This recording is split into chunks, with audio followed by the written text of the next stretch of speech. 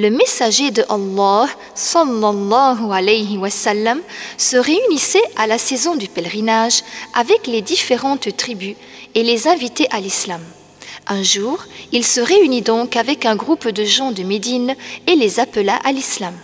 Ils se convertirent et lui dirent « Nous allons retourner à Médine et appeler notre peuple à l'islam » et lui donnèrent rendez-vous pour la saison du pèlerinage de l'année suivante. Lorsqu'ils rentrèrent à Médine, ils commencèrent à appeler les gens à l'islam et une partie des gens de Médine se convertit et ceux-là furent appelés les Ansar, les partisans. Puis l'année d'après, arrivèrent pour le pèlerinage 12 hommes faisant partie des Ansar et ils prêtèrent serment au messager de Allah de ne rien associer à Allah, de ne pas voler, ni forniquer, ni tuer leurs enfants, ni calomnier, ni lui désobéir dans le bien qu'il leur donne.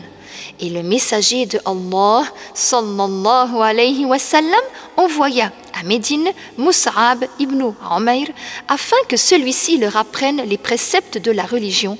Et nombreux sont ceux qui se convertirent au point qu'il ne restait plus de maison de Médine dans laquelle l'islam ne soit entré.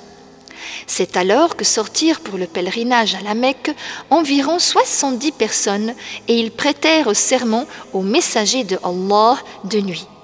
Lorsque vint l'ordre de faire l'hégire, la tribu de Quraysh sut que l'on avait prêté serment au messager de Allah et que celui-ci ordonnait à ses compagnons d'aller à Médine. Alors ils se réunirent et se mirent d'accord pour le tuer. Jibril, alayhi salam, vint auprès du messager de Allah, sallallahu alayhi wa sallam, et l'informa de cela et lui dit de ne pas passer la nuit à sa place habituelle. Il ordonna alors à Ali de dormir dans son lit et de se couvrir de sa couverture, ainsi que de rendre les choses qu'on lui avait confiées à leur propriétaire. Alors le prophète sortit et le groupe était devant sa porte. Il tenait une poignée de terre qu'il éparpilla sur leur tête tout en récitant Surat Yasin, Aya 1 jusqu'à 9. Alors Allah les aveugla et ils ne le virent pas. Après être sorti de sa maison pour l'hégire, le prophète de Allah alla chez Abu Bakr, que Allah l'agrée, et l'informa qu'il avait reçu l'ordre de faire l'hégire, l'émigration. Il demanda alors au prophète de pouvoir l'accompagner et il accepta. Alors Abu Bakr pleura de joie pour cela, puis ils montèrent sur 2 chamelles que Abu Bakr avait préparées et partirent jusqu'à ce qu'ils arrivèrent à la grotte de Thawr où ils entrèrent. Allah ordonna à un arbre de pousser juste devant l'entrée de la grotte qu'il cacha. Et Allah ordonna à 2 colombes de s'installer à l'entrée de la grotte. Les mécréants suivaient leurs traces. Lorsqu'ils furent proches d'eux, ils envoyèrent un homme pour observer la grotte. Et lorsqu'il vit les 2 pigeons et l'arbre, il revint auprès de ses compagnons et les informa qu'il n'y avait personne dans la grotte. Un certain temps après le départ des mécréants, le messager et son compagnon continuèrent leur chemin vers Médine et ils furent rattrapés par Suraqatu ibn Malik qui avait appris que les mécréants de Quraysh donnaient une prime à quiconque les ramènerait. Lorsqu'il fut près d'eux, le prophète fit une invocation contre lui et les pieds de son cheval furent enfoncés dans la terre. Suraqah demanda alors au prophète de faire une invocation en sa faveur et lui promit de ne rien dire à personne à leur propos. Le prophète fit une invocation pour lui et son cheval se rétablit et l'homme repartit auprès des siens.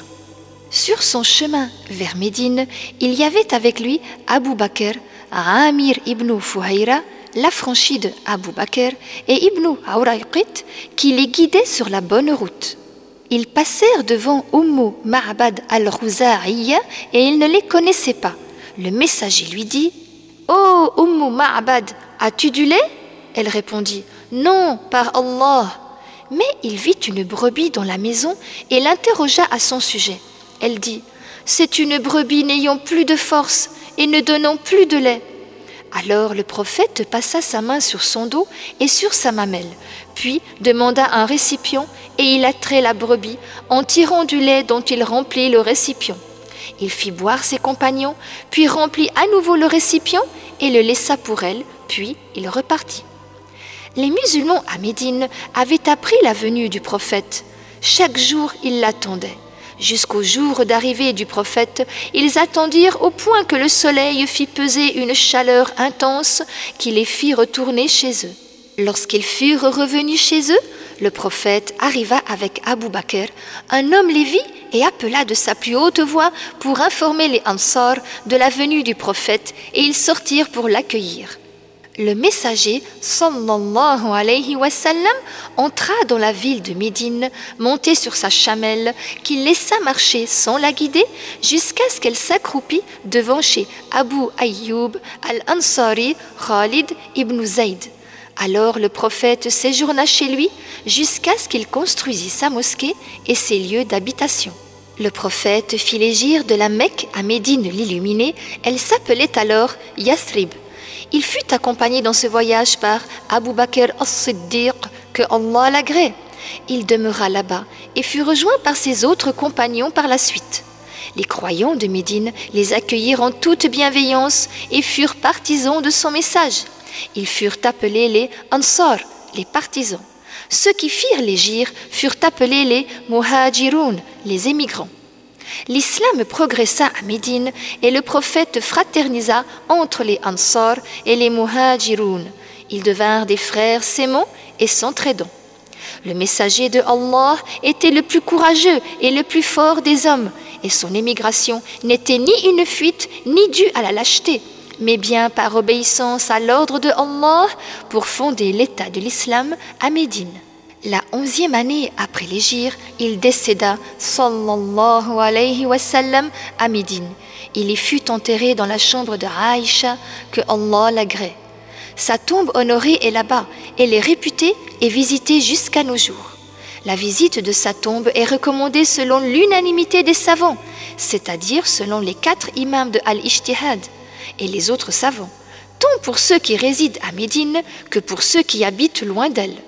Le prophète a dit, sallallahu alayhi wa sallam, ce qui signifie « Celui qui visite ma tombe, mon intercession lui est due. » Et la louange est à Allah, Seigneur des mondes.